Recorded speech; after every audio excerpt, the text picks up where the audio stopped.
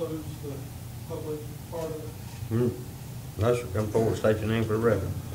My name is Billy Fair. Thank y'all for your time and your efforts. I need a clarifying question before I make a statement.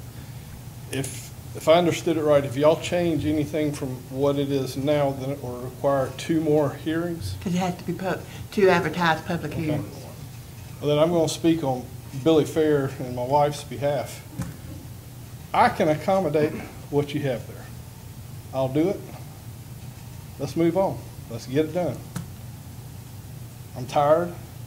I want to be here. We participate. I'm going to be here.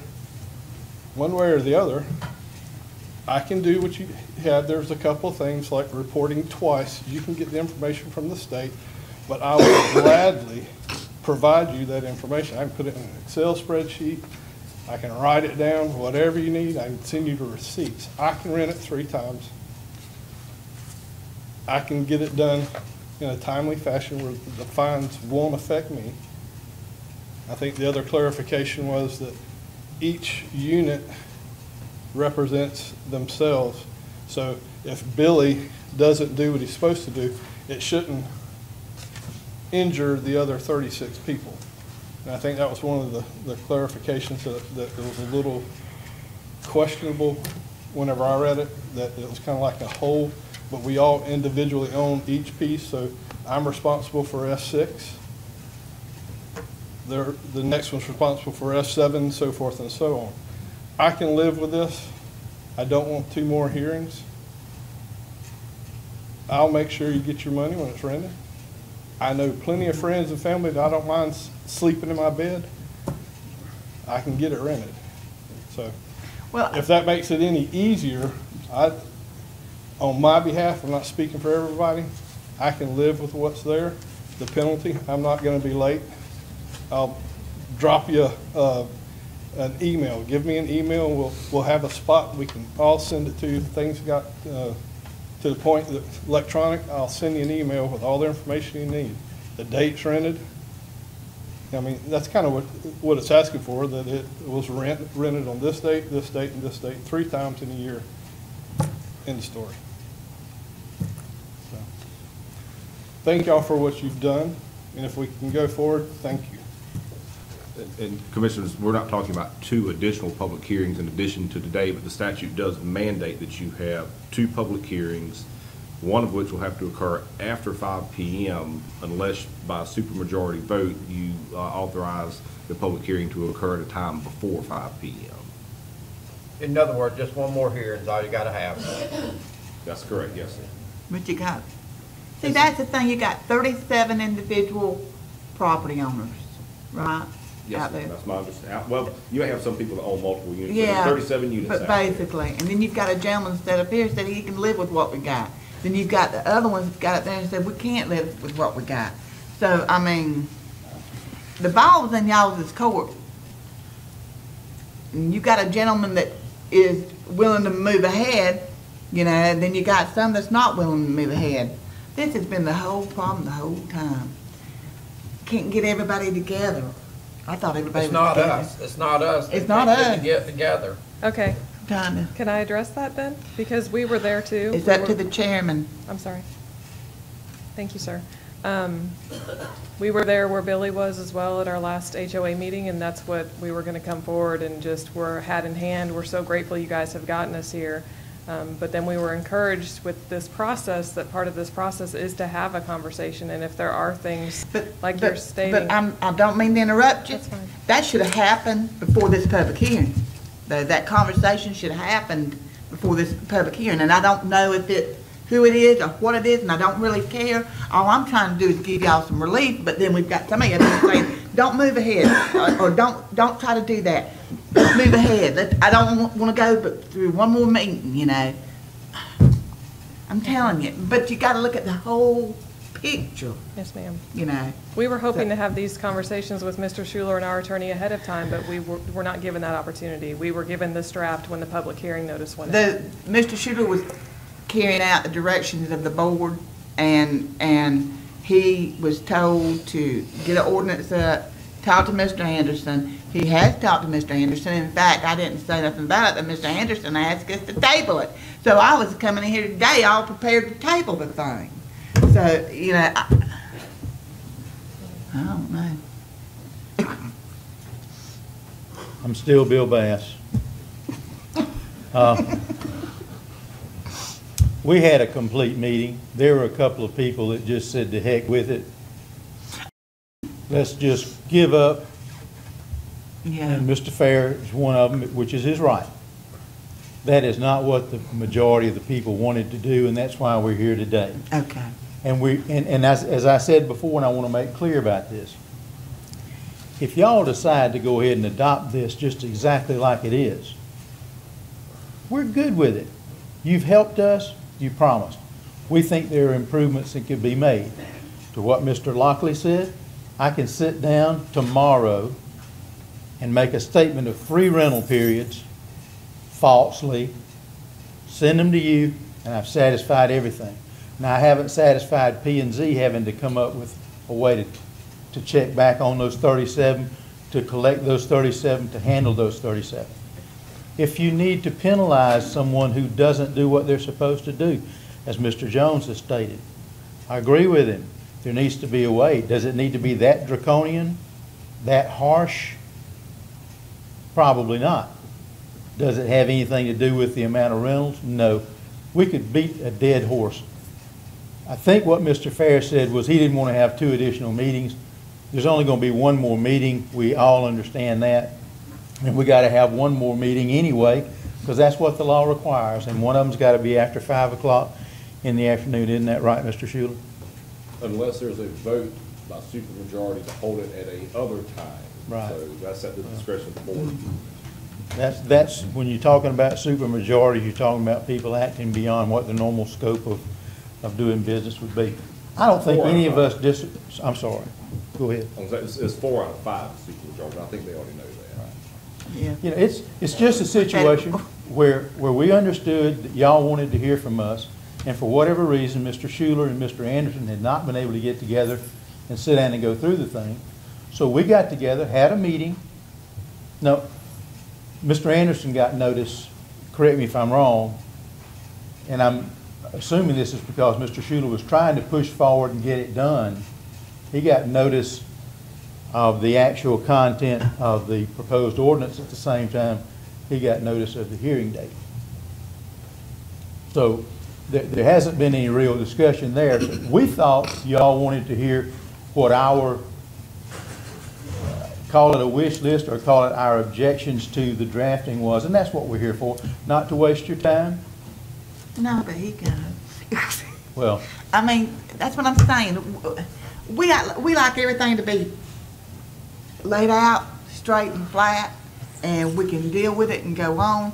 I don't want to have a vote up here and then you got, well, we can move ahead on that, and then you got 4 or 5 people or more than that, I mean, saying, well, you know, we need to change this, and I'm trying to help the situation when we really didn't really have to do anything, but we're just trying to help somebody. well, and Help us help y'all. This is what we're saying. Help us help y'all. I understand, and if you call on everybody that's a unit owner here, you're going to find out that everybody appreciates what you've done. What you've been presented has been done by the board after discussion with the unit owners that showed at a meeting last Monday night. That's not to say that some people might not disagree. Getting 37 unit owners or 36 or 35 or whatever we got to all agree on everything, that's like herding chickens, and all of you country folk like me know you don't herd chickens. You have before you what the board took from its members and brought to you as a consolidated request, and we would stand behind that. We know there's going to be 1 more hearing. Whenever y'all have it, we'll be there. Mm-hmm. Thank you for your time.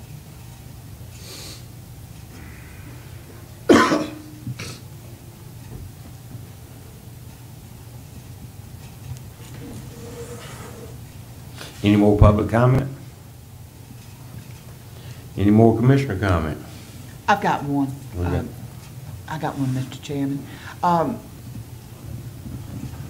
for the sake of Commissioner Jones feeling that there needs to be some kind of a penalty, is there something that we can do on that would be a lesser Absolutely. thing? I'm not saying that. I'm saying from getting to try to understand things that are happening in the county, we have a ton of ordinances. And we're having a lack of enforcement on those. So to write a new ordinance with absolutely no penalty, I'm not for. I didn't say it had to be that penalty. But that's But what I'm not for saying. doing away with it and striking it altogether. That's what I'm saying.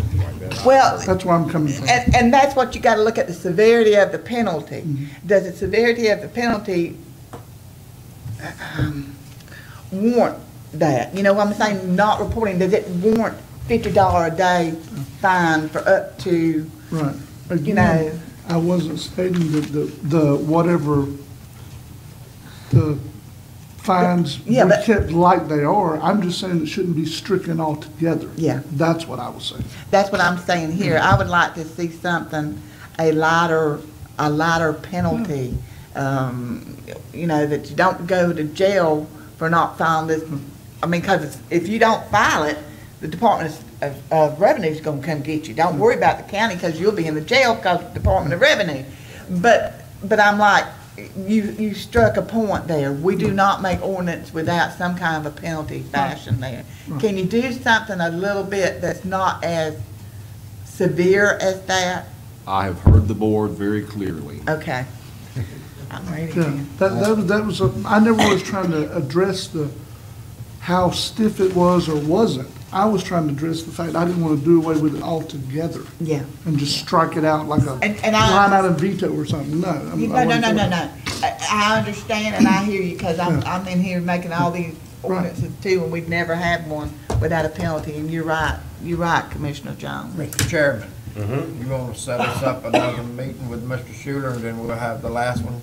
Well, yeah, when we get through comment, but I'm going back to paragraph 4 and paragraph 5 that y'all want to strike out of here. And paragraph 4 says, all motels, hotels, and resort condominium units shall collect the tourist development tax as required by law. Why are we striking that out?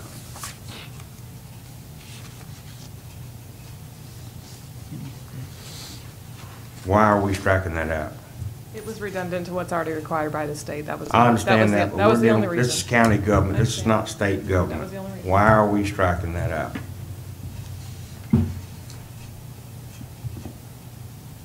Is this something you added to this commercial zoning district C2, or is that something that was I already think- existing? No, that was added.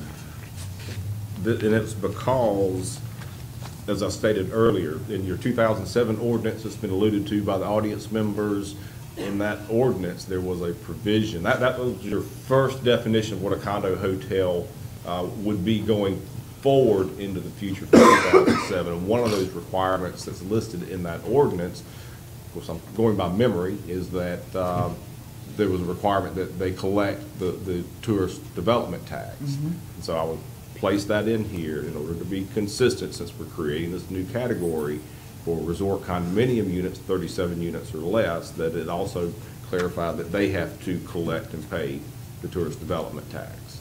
The addition of hotels and motels obviously was not part of the 2007 ordinance, but it is also an allowed principal use in the C2 zoning district. So consistent with the same logic, I added those to the list of people that would collect the TDC tax.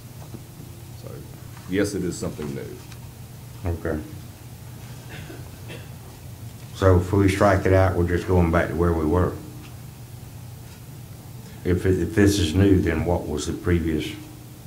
Well, it is new. There was no previous statement in the C2, because remember, when this was adopted in 1989, we had no TDC tax. Okay. That TDC tax was adopted in 2005. So what's the result of if we take 4 out? I don't think it adds anything to this proposed ordinance other than it is consistent with the 2007. So if you were to take that out, I don't think it really makes a whole lot of difference one way or the other. It's just a matter of clarification that these people will that fall into these three categories have to pay the tax. So basically, that's in there in case anybody in C2 wants to build a hotel or a motel. It's just to make it Aside, clear, but it it's doesn't make not, any it's not difference. absolute mandatory, absolutely not. I mean, those people that are in that business carrying that license are already required. It's like, you know, you have all the not motels, the buildings on St. George Island, those houses that are being rented out, they carry a license, and with that comes the obligation to collect and report the tax. What's more important to me, frankly, would be consistent with making sure that they're actually renting these units 3 times a year, which is a requirement of the condition that they file an annual report, and that there be some penalty for not filing the report. And, you know, the board will just have to give me some directions there at the next meeting, how far y'all want to walk back that penalty. And that's something you can speak to now, or you can speak to it in the next public hearing. So if we strike 4 and 5, that doesn't have any, Well, 5, I would be more concerned if you struck out 5, because I think in order for us to make sure that these unit owners who may be subject to the penalty file that annual report, so you know that they're carrying the license, that is a condition of this new category, that they're actually renting it out 3 times a year, no more than 30 days each time, which is a requirement of the new category, the resort condominium, 37 units or not, because if you don't have the report, then how are you ever going to know to impose the penalty? That seems kind of like a logical structure. Conditions with reports, followed by penalties if you don't file the reports that show that you've satisfied the conditions of the new category. I got you. So you're wanting them to submit a copy of their license so that the county knows that they have filed with the Department of Revenue or Well, it's 2 things. business The report regulation. is a copy of their license, and then basically a statement that shows that they have actually rented the units 3 times a year, no more than 30 days each time, in order to make it consistent with the condition that is part of this new land use category. Because the way I have drafted this, they would have to rent it out for, it's actually condition number 1, that they're licensed and are rented to guests at least 3 times per year for periods less than 30 calendar days per rental. So without having an annual report that gives you that information, then, you know, you have no idea whether they've rented the thing or not. Okay. Can I ask a question? Sure. You said 3 times a year, Yes, sir. less than 30 days, right? Correct. So in theory, they could rent it in January for a week, and March for a week, and, you know, September for a day. And that would satisfy the conditions, because it's 3 times a year, less than 30 days each time. So really, they can rent it in a month. They can rent it up to 3 30 times. days. I mean, theoretically, they could rent it as many times as they wanted to, as long as it's more than that 30-day period, is the way I'm reading the statute. And after they rent it 3 times, they can stay in it the rest of the time? That's the benefit they're getting out of this new land use category that the board is considering. Because keep in mind, the 2007 ordinance, which governs these same types of development units, the resort condominiums, the commercial resort condominiums, that 2007 ordinance limits the owners to no more than 30 owner-occupied days per calendar year. In theory, they could rent these units out 3 times for 1 day each, and then they could occupy it the other 362 days of the year. I mean, And they in can- theory. And they can do that in January, can't Well, they gotta do it 3 different times, but you have 3 different days in January, 3 Yeah, different that rentals. they? Good. We good to go. Come forward, state your name for the record. I'm still Bill Bass. Well, I know, but I understand, but the records can't see you as Bill Bass, they can only hear your voice. still Bill Bass. Are you saying, Mr. Schuler, that you think that we can't rent these units for more than 30 days? Well, the statute says at least 3 times per year for periods less than 30 days per rental, so that's what the statute says. But you need to talk to Mr. Anderson, I can't give you legal advice. No, I'm talking about, you drafted it, so I'm asking you what you have drafted, they need to know too. That's what I just told them, but if there's a concern about that, then I'm more than happy to continue talking Well, to Mr. I Anderson. think the way we read it was that we had to rent, that we couldn't rent for more than 30 days to qualify on that had to rent 3 different times for less than 30 days. That's correct. That is the That's what it language that it says. says. That's correct. And nothing beyond that. Okay, thank you.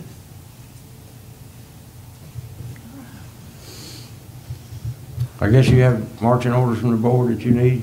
I've got directions from the board, sometimes we're just not going in the same direction, but the only thing we need right now is, the only action that you really need to make right now is if you want to hold the meeting after 4 PM, after 5 PM, you don't need to do anything. If you want the second public hearing to occur at a time before 5 PM, in other words, during your regular board meeting, then I'll need a motion vote of the board, that would have to pass by a supermajority. I move that we do a supermajority vote, y'all, to have it before 5 PM and have it during a board meeting. Okay. We have a motion on the floor by Commissioner Sanders, second by Commissioner Lockley. Discussion. I would recommend that we not have 3 public hearings on the same day. It's going on 1:30 here. So let's try to set the date for this next public hearing on a day we don't have 2 other public hearings going on. Yes, sir, I hear that very clearly. Okay, we do have a motion and a second on the floor. All those in favor? All those opposed? Motion carries. Thank y'all for coming today. We'll move on to the next agenda item, which will be County Attorney Schuler's report. I have nothing else to say. No report. today. Any public comments? There being no public comment, Commissioner comments? I have something to say, Commissioner comments. I know all of you haven't had the benefit yet of watching our Franklin County boys play basketball. We finished out the regular season. We're the first team in a decade or more from Franklin County to beat St. Joe twice in the same year. We're also the first team, other than the team that went to the Final Four as Seahawks, to have a 20-win season. We're 20-6 right now, ranked in the state. We're hosting our district tournament this year. Hopes are that we can win the district title. If we do, we'll be hosting the regional playoff games. The games this week are going to be Friday and Saturday night at 7. Just want to give you Out some here? public information. Yes, sir. At the school. At the school. Good. Just want to share that with you. That sounds good. Any other Commissioner comment? Yeah, keep up a good job. There being no further Commissioner comments, meeting's adjourned. I want to thank our lawman for hanging here with us.